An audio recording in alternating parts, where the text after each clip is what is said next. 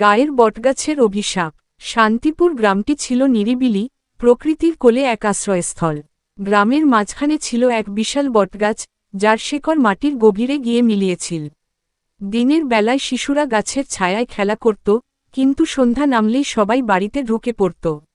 কারণ সে গাছ নিয়ে ভয়ের গল্প প্রচলিত ছিল। গ্রামের বৃদ্ধেরা বলত, বহু বছর আগে এক দরিদ্র ব্রাহ্মণ এই বটগাছের নিচে তপস্যা করতেন। একদিন কিছু লোভী জমিদার তাকে হত্যা করে, আর তখন থেকেই সেই গাছ অভিশপ্ত হয়ে যায়।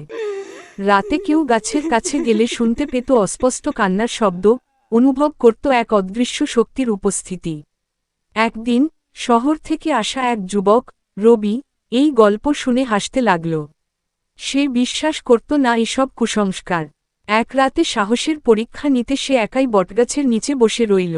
প্রথমে কিছুই ঘটল না, কিন্তু রাত গভীর হতেই বাতাস ভারী হয়ে উঠল। হঠাৎ পাতার ফাঁক দিয়ে এক শীতল হাত তার কাঁধে স্পর্শ করল। রবি আতঙ্কে চিৎকার করে উঠে দেখল, গাছের ডালে এক ছায়ামূর্তি দুলছে, তার চোখ দুটি আগুনের মতো জ্বলছে। মুহূর্তের মধ্যে পুরো পরিবেশ গা ছমছমে হয়ে উঠল।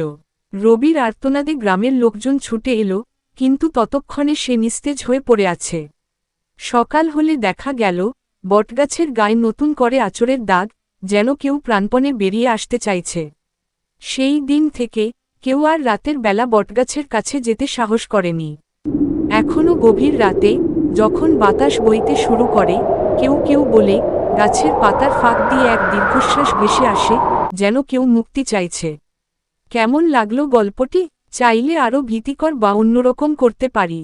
এই ধরনের ভিডিও দেখতে চাইলে নিচের সাবস্ক্রাইব অপশনটি ক্লিক করে বেল আইকন অল সিলেক্ট করুন।